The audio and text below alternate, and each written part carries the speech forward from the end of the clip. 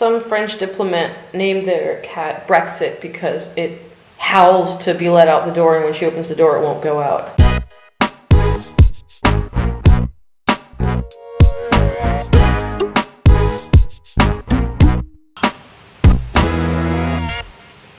I feel like I look bigger in videos than I am. Like, there's no way my arm's that big.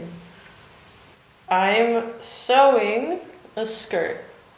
I have a burlesque class tonight, which I signed up for because... oh, it doesn't matter. Anyway, so I signed up for a burlesque class, and I don't have to... I always feel like they need to explain my decisions. And so I'm just going to not explain my decisions. Anyway, so most of the students, like, she threw all these gloves down, and she was like, if you need a glove, pick some gloves, and if you brought your own gloves, good for you. And so everyone had black gloves, and I had picked red gloves.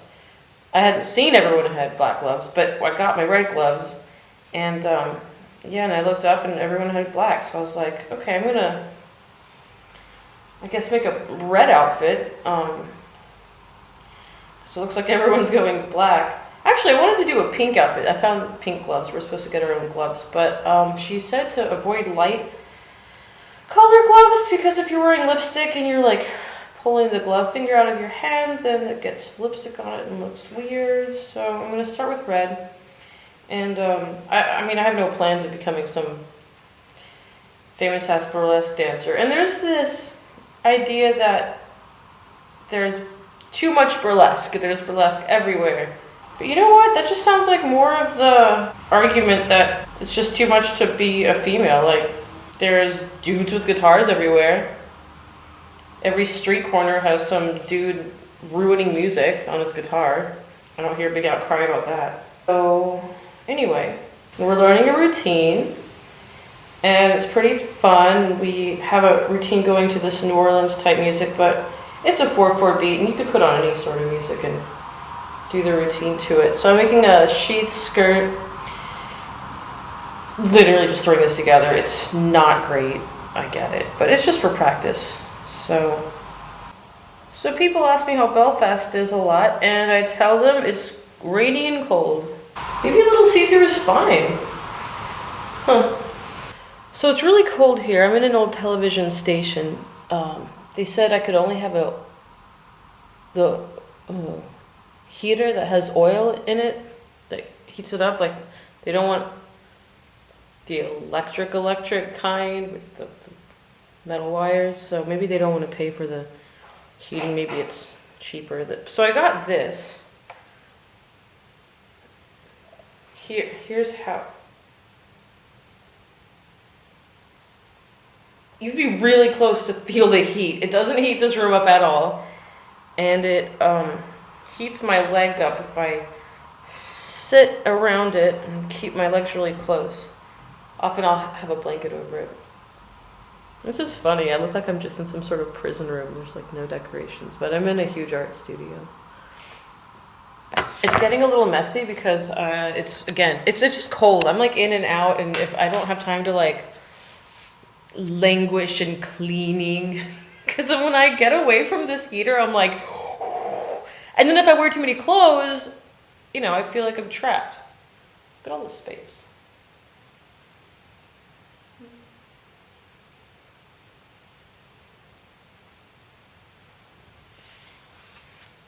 There's my sewing kit. So what?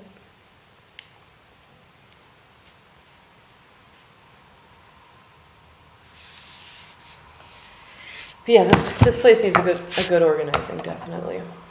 Let's see what else has been going on. Oh, last night I was mentioned twice with my mail art project I'm doing in a Brainerd Carey video. And that's meaningful to me because I hired him to, he would do these $100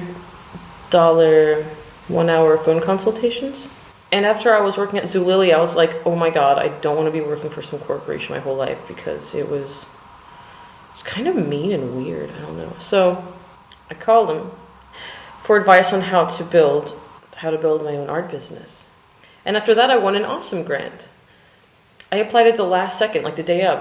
The day that it was do, I found out about it and I applied, but I had been doing all this writing, which he had been like kind of helping me or prompting me to get my shit together. And so I won an awesome grant, and that was pretty great. I haven't won a grant since then, but I would like to. I've applied for a few and haven't gotten them. But we'll see. Something will strike again. So that was very exciting. So I'll put the link below for Brainerd Carey's video mentioning my mail art project, and then I'll put also the video below that I did for the mail art project, which is the first, and I might make another one. But basically, it's just a video for you to play while you're making mail art in case it should spark any ideas. So I have 22 subscribers for that so far, and I had an unsubscriber, and I was like, okay, not into mail art. Maybe my program wasn't organized or something, but I just, maybe I'll grow more sympathetic as I get better at designing programs. But I just expect people to be self-starters and to do it. I'm not trying to hold everyone's hand every micro step of the way. But maybe I'll learn in time. That's what you're supposed to do. Or maybe just maybe my audience is people that are already sort of in a group. I remember taking Dave Hickey's art classes at UNM. Oh my god. Okay, so when I was 15, I read the book Air Guitar, which was a collection of art writing. And I read it on an airplane, and I was like, this is art writing? This is amazing. Because I was used to all this dry academic writing on art, or these really pretentious art reviews. I was only 15, but just what I had been exposed to so far. So when I read Dave Hickey's book, I was like, so inspired, and I started developing my own style of art writing. And he was teaching at the university in Las Vegas. I even went to Las Vegas once to meet him at the college. I mean, I was going there for another reason, but I was like, I'm definitely finding Dave Hickey and saying hello. So I was in the copy cave at the student paper at the University of New Mexico one night, and I was editing one of the paper pages, and it said Dave Hickey was having a class. It was mentioning his class. I was like, Dave Hickey's at UNM. So I took every class until I graduated that he had. And it was amazing. But I remember one criticism that students would give, and students had a lot of criticism.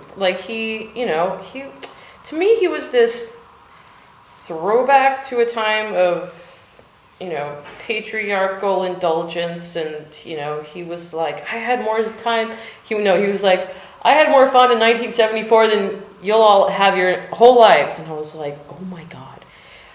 I think he was the editor for Art News for a while. I don't think it was Art America. I think it was Art News.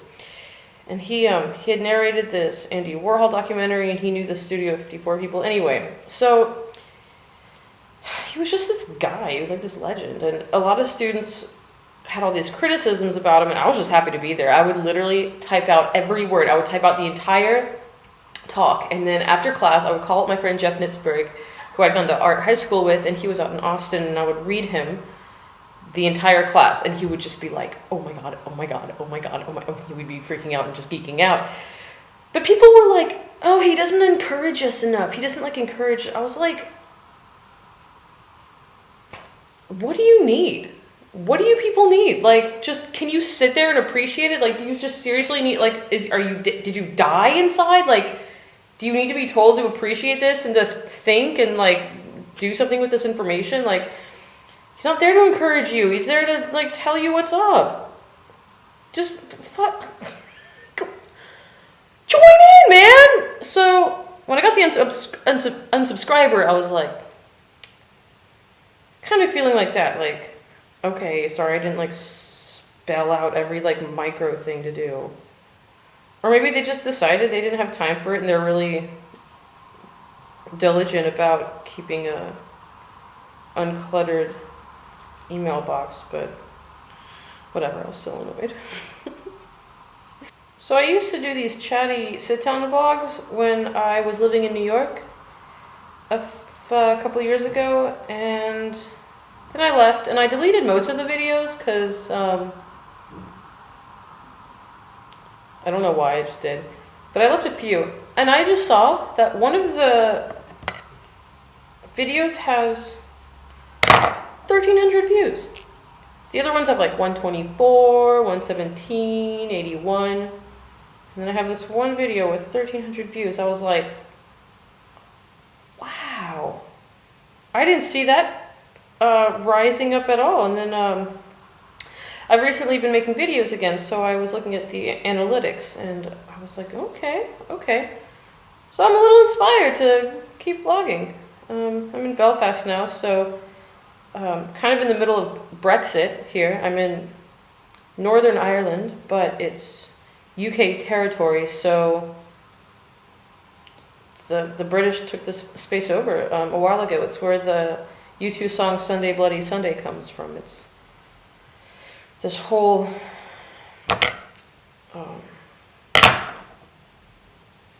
just the dynamics of Northern Ireland. They used to have a hard border, and now they don't have a hard border. And the fear is that there will be a hard border again between Northern Ireland and the Republic of Ireland. So,